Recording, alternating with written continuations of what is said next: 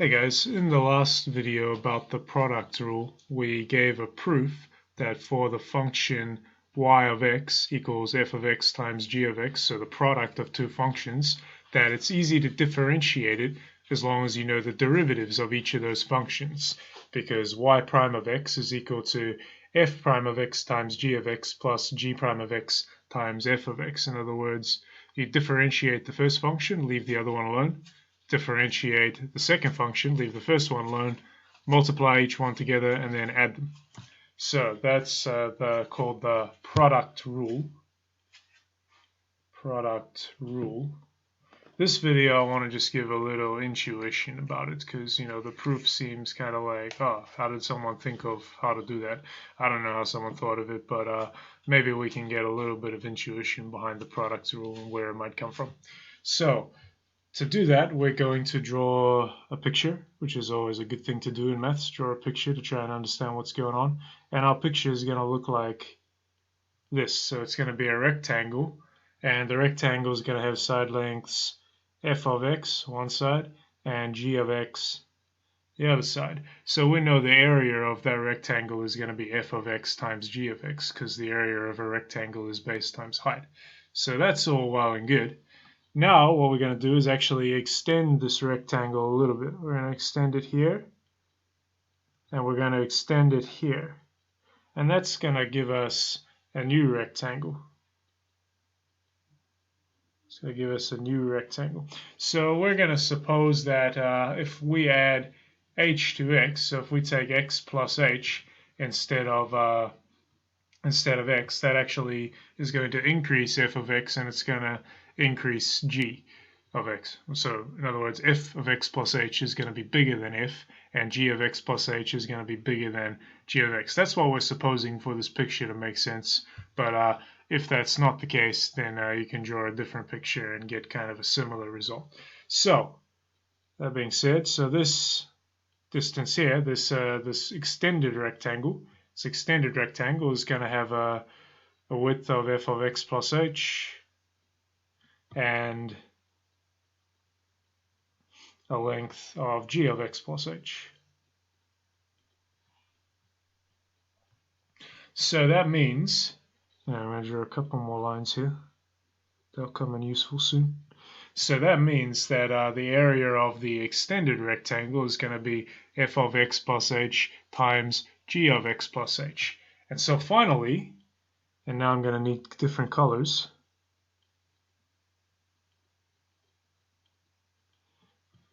And so that one I'm going to color in blue.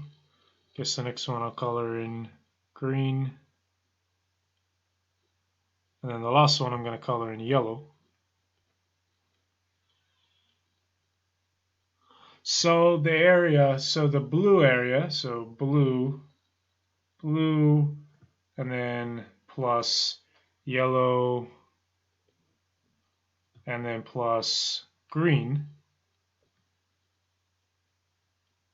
The sum of these three areas, blue plus yellow plus green, let me get a black to draw the plus signs, blue plus yellow plus green, that's going to therefore be equal to, well, the area of the big rectangle, the area of the whole rectangle around the outside, minus the area of the small rectangle on the inside. So that's going to be equal to f of x plus h times g of x plus h, f of x plus h times g of x plus h, minus f of x times g of x. Because the area of the black rectangle on the inside is going to be f of x times g of x. That's the first rectangle we started with. Okay, so that's absolutely nothing surprising there yet. But now we're going to make h smaller. We're going to let h get a little bit smaller. So h gets closer and closer to 0. And we're going to suppose that as h gets closer and closer to 0, f of x plus h gets closer and closer to f of x, and g of x plus h gets closer and closer to g of x. In fact, we can't differentiate these functions if that's not the case. So what's going to happen is, well, this side's going to shrink. This side's going to shrink. And this side's going to shrink. Doesn't necessarily have to be in these proportions, but have a look what happened to that yellow part. So the blue part kind of got cut in half, the green part kind of got cut in half, the yellow part got cut into quarters. The yellow part got cut into quarters. And that's really important because if the yellow part is getting quartered, if the yellow part is getting cut into quarters, let me write some of this down. So the blue part got kind of cut in half, the green part got kind of cut in half, the yellow part got cut into a quarter. And that means that the yellow is getting much smaller compared to the blue and green parts. The yellow is getting much smaller compared to the blue and green parts. Well, let's take a look at what the blue part is. The blue part, and we're going to need another board for this. The blue part is actually equal to, let's go back to the first board and check it out. The blue part is actually equal to this big rectangle here. Let me go around it in green. This rectangle here. And this rectangle has a height of f of x plus h and a width of g of x. So the blue part is equal to f of x plus h times g of x minus f of x times g of x. So the blue part is equal to f of x plus h, oops, that's a horrible h, f of x plus h times g of x minus f of x times g of x. Now let's go back to the green part. The green part, this time it's equal to, well, the bigger rectangle, this rectangle here, minus that smaller black rectangle in the middle. So in other words, it's equal to the green plus black minus the black. That makes sense because we're looking for the green part. So the green part, green is equal to g of x plus h times f of x. So g of x plus h times f of x minus f of x times g of x, minus that black rectangle in the middle. So that's what the blue and green parts are equal to. And we can see that because this yellow part, because that yellow part is getting smaller and smaller, because that yellow bit is getting smaller and smaller relative to the blue and green parts, we're actually getting closer and closer to just the blue and green parts if we're subtracting the middle black rectangle from the outer rectangle as h gets smaller and smaller. So as h gets smaller and smaller, we shrink our rectangle down in this way. We shrink our rectangle down like this. This yellow part here in the corner gets smaller and smaller relative to the blue and green parts. And so as we take the bigger rectangle minus the smaller rectangle, proportionately, we get closer and closer to just the blue and green parts. So this little yellow piece here gets smaller and smaller relative to the other two. And so if we are going to take f of x plus h, so in conclusion, if we are going to take the value f of x plus h times g of x plus h minus f of x times g of x, which is equal to the, if we go back to the diagram, it's equal to the blue plus green plus yellow part. It's equal to these outside parts here. It's equal to this part here on the outside bit, because we've taken away that middle black rectangle when we subtracted f of x times g of x, while the yellow part gets smaller and smaller, and this thing gets closer and closer towards, well, green plus blue. In other words, f of x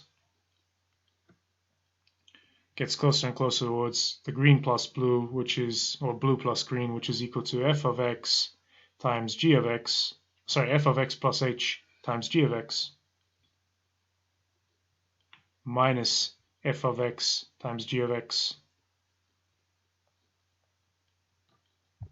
plus, now the green part, g of x plus h times f of x minus f of x g of x. Okay, and well, when we do our limit calculation, when we do our derivative calculation, we're actually taking the limits as h tends towards 0 of this thing divided by h. So we better do the same thing here.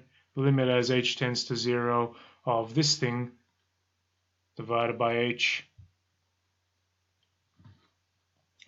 And then, well, this thing splits up exactly as similar to something that we did in the other video. We don't even need to factorize it this time, though. It's exactly the way we hoped. Oh, I guess we do need to factorize. We need to bring out that g of x in the first two terms. We need to bring out the g of x in the first two terms, and then in the second two terms, we need to bring out the f of x. Just for the sake of completeness, let's go ahead and do that. Need a new board though, so I'll rewrite what we had real quick.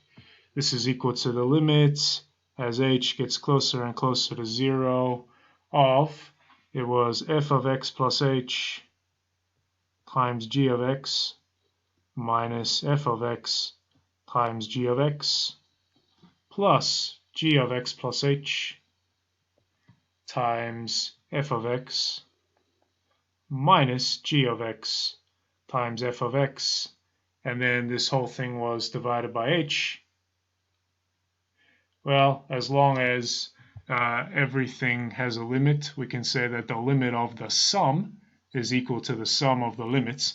And so this thing is actually equal to this part divided by h plus this part divided by h. So we can take the sum of each limit separately. So this is equal to the limit as h gets closer and closer to 0 of, and we're going to factorize out g of x from the first one, and we're going to factorize out f of x from the second one. So this is equal to the limit as h tends to 0 of g of x times f of x plus h minus f of x divided by h plus, and I'm going to write it down here just because I'm running out of space, the limit as h tends to 0 of f of x times g of x plus h minus g of x divided by h. And now, of course, this thing doesn't even depend on h, and this thing doesn't even depend on h, so we can pull them out the front of the limit, because as long as this part and this part are getting closer and closer towards something, whatever that something is, it's being multiplied by f of x and g of x the whole way, so we can just pull g of x and f of x out of those limits respectively. So that's what we're going to do. This is actually equal to g of x times the limit as h tends to 0 of f of x plus h minus f of x divided by h plus, see if I run out of room here, f of x times the limit as h tends to 0. Oops, that's a horrible h, looks like an L. Limit as h tends to 0 of g of x plus h minus g of x divided by h. And finally, that is exactly what we wanted, because this part here, by definition, is f prime of x, and this part here, by definition, is g prime of x. So this is equal to g of x times f prime of x plus f of x times g prime of x, which is exactly what we set out to show. So that's another intuitive explanation, more intuitive than the proof, I think, explanation of what's going on. It all hinges on this kind of rectangle. So the blue plus the yellow plus the green is actually equal to, the blue plus the yellow plus the green is actually equal to f of x plus h times g of x plus h minus f of x times g of x. And if we're taking the limit of this thing as h tends to 0, as these parts, as these parts shrink inwards, this yellow part in the corner kind of disappears and gets closer and closer to the blue part and the green part only, because the yellow part is getting kind of quartered as long as the other two are getting halved. So the yellow part shrinks much faster, and so the whole limit gets closer and closer to just the blue part plus the green part. And then, of course, when we're dividing by h and taking the limit as h tends to 0, those sums work out to exactly the ones we want, the g prime of x times f prime of x plus f of x, sorry, g of x times f prime of x plus f of x times g prime of x. Okay, thank you very much for watching. I hope that was useful. That was, and as far as I'm concerned, that's the most intuitive explanation of the product rule that I've ever seen in my lifetime. Don't forget to check out the notes and do the exercises in the back. Remember, to learn maths, you got to do maths. So give exercises a go. Do as many exercises as you can. Exercises will help you process the information better. Anyway, I'll do another video on the quotient rule next time, and then maybe some examples, and then that'll be the end of this section. Thanks very much for watching. Take care. Bye.